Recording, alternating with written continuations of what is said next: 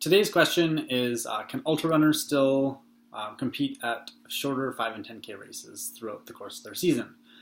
And I've had this one a couple times actually, and the answer from me is a resounding yes. I think it's an awesome idea for ultrarunners to do those shorter races, and there's kind of two parts to this answer. So the first one is we're just going to tackle really quick why speed work is important for ultrarunners. Lots of people kind of get in the groove that to run super long distances, you just have to run long and slow.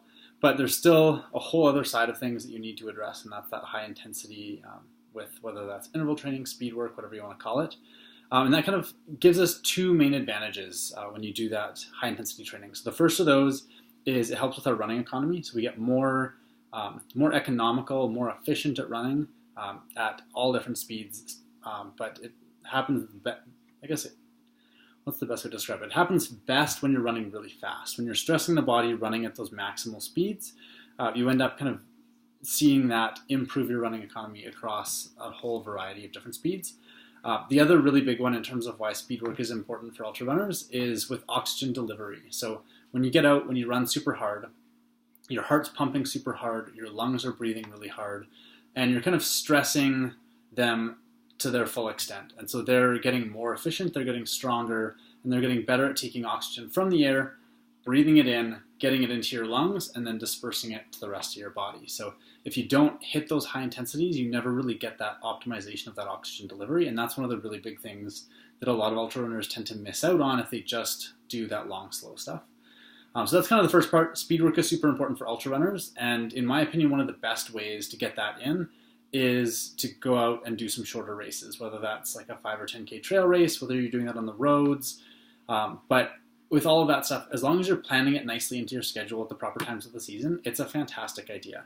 So when you're doing these high intensity interval sessions, say if we're doing a zone 5 session, so you're up above threshold, kind of in a standard zone 5 session, depending on how experienced you are, you're going to want to accumulate anywhere from about 15, 20 to maybe up to 25 if you're like fairly experienced as a runner, in terms of 15, 20, 25 minutes of spending time in zone 5.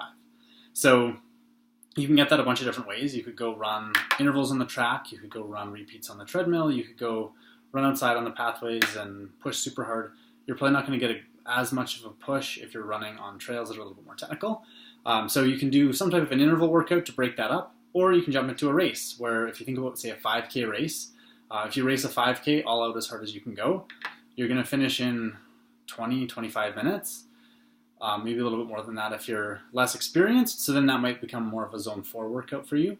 But if you can kind of complete that workout in under 25 minutes, you're going to be able to do it in just kind of the bottom end of zone 5, which is pretty much where you'd want to do your intensity workout to begin with. So it actually makes it a little bit more challenging than doing that interval workout, because when you do an interval workout, you go easy, then you go hard, then you go easy, then you go hard, then you go easy, then you go hard. So it takes you kind of 30 seconds to a minute for you actually to get your heart rate up when you start that interval. When you go to a race, you have other people around you, there's kind of that adrenaline in your system, you're excited, you're pushing super hard, there's other people to kind of compete with, and you can go out there and sustain pretty close to what you would for that interval workout, but in one continuous block. So instead of having that up and down, you start here, the race starts, intensity's here, and then it goes straight across for the whole entire race. So basically you're able to kind of take yourself to that next level, push hard, and you still get up for that race atmosphere of being able to get out, see people that kind of are in the same community as you, and you get to push yourself hard with them instead of running intervals alone by yourself. So if you're interested in looking at some of those shorter races and you're an ultra runner, absolutely. Don't stick them in right before your big race, but put them a few months earlier in the season where you want to be doing some of that speed work anyways. And it's a fantastic way to get some speed training in and have a lot of fun while you're doing it.